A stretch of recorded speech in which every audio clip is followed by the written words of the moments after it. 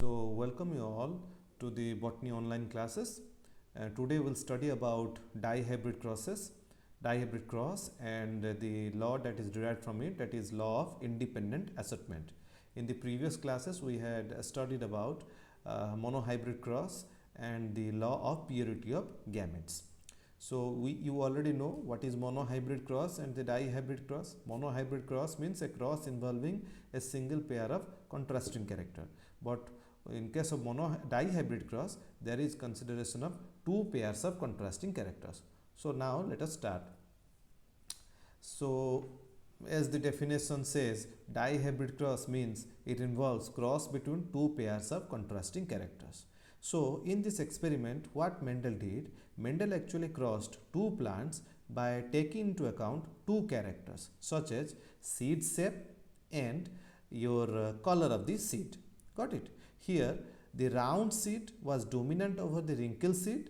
Okay, this round and wrinkle were two contrasting forms of the seed shape, and the yellow color was dominant over the green color. These yellow and green were two contrasting ones of the seed color. Okay, and thus in the F1 generation he found plants and all those plants were round and yellow. Then he allowed the self pollination of the F1 plants, which resulted the F2 plants. Got it? In the F2 generation he got both the paternal generation of round wrinkle, round yellow and wrinkle green along with some new combinations in the ratio of phenotypic ratio of 9:3:3:1. Round and yellow seeds 9, round and green seeds 3, wrinkle and yellow seeds 3, wrinkle and green seeds 1. Got it? So as you can see, this one is your this is the way he did. Round and yellow denoted by capital R, capital R, capital Y, wrinkle and green denoted by small r, small r, small y. Okay, then capital RY, small ry, then these are the gametes. Then now you have got the F1 generation, that is round and yellow. Then F1 generation, when it was celled, F2 generation was found out. In the F2 generation, the phenotypic ratio was found out to be 9:3:1. Okay, out of which round yellow were 9, 1, 2, 3, 4, 5, 6, 7, 8, 9. So round yellow 9, then wrinkle yellow 1, 2, 3, wrinkle yellow 3, then your wrinkle green 1, 2, 3, wrinkle green also 3. Okay, then wrinkle round green now wrinkle green is 1. Got it? 1. So this is what he found. So let me wipe it out.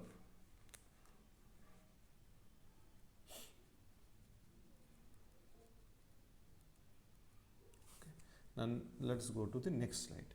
So when we will see the genotypic ratio of the dihybrid cross, we will get the genotypic ratio of 1:2:2:4 1:2:1:2:1.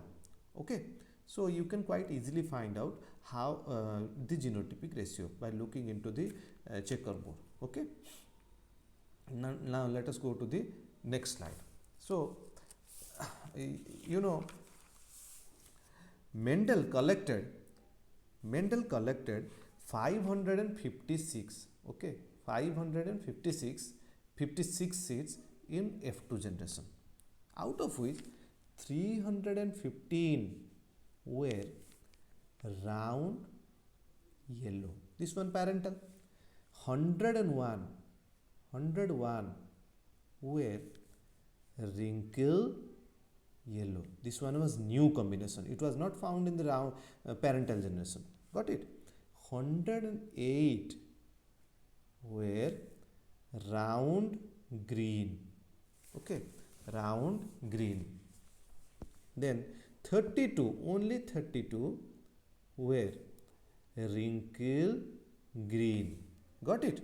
So parental combinations were round yellow, wrinkle green. New combinations were round wrinkle yellow, then round green, wrinkle yellow, round green. So the phenotypic ratio of each allelic pair, okay, phenotypic ratio of each allelic pair, that means yellow and green cotyledon color, these were two alleles, round and wrinkle shaped seeds, these were also two alleles. They show the same monohybrid ratio of 3:1.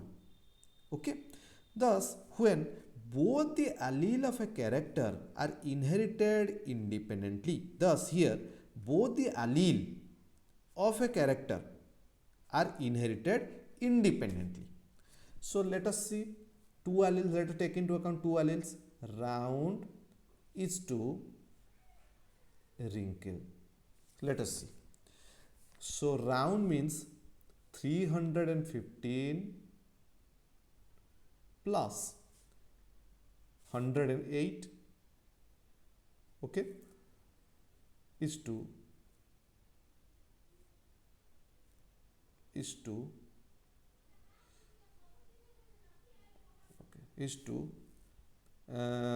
wrinkle. Wrinkle means 101 plus 32. 101 plus 32. So what we will get? Now 423 is to 133. 423 is to 133. That is approximately equal to 3:1. Got it? So here two alleles, they show 3:1 ratio. Got it? Now when you take into account yellow is to green, so it will be 315 yellow means 315 green, 108 plus 108 is to your 100 yellow means 315 plus 101, it will be 101. Okay, now green means it will be 108 plus 32 plus 32. So it will be 416 is to 140. Got it? So the ratio will be 3:1. Got it? Ratio will be 3:1. This shows that the individual allele still segregate in the same 3:1 ratio obtained for the monohybrid cross. So it proves that though the segregation of two pairs of alleles is considered together, each pair segregate independently of the other.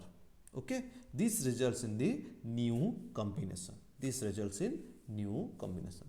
Okay, so now what the law of independent assortment says?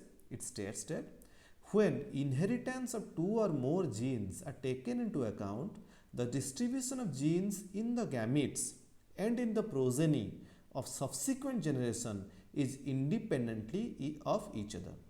So when we are taking into account the inheritance of two or more genes, okay, the distribution of genes in the gametes, I mean how the genes will be distributed in the gametes and the progeny generation, that is independent of each other. Okay, they do not affect each other, they are independent of each other. Okay, law of independent assortment is only applicable to genes located on two different chromosomes. Okay, it is only applicable to genes located on two different chromosomes. Here, y, small y, take into account. Okay, so it is only located in two different chromosomes. So this is what your law of independent assortment is all about. Now as far as Mendel is concerned, he did several crosses to analyze his experiment, such as back cross, reciprocal cross, then test cross. Got it? So we will study about it in some other class. In the next class, we will study about the Mendelian deviation. Okay, Mendelian deviation. So thank you very much.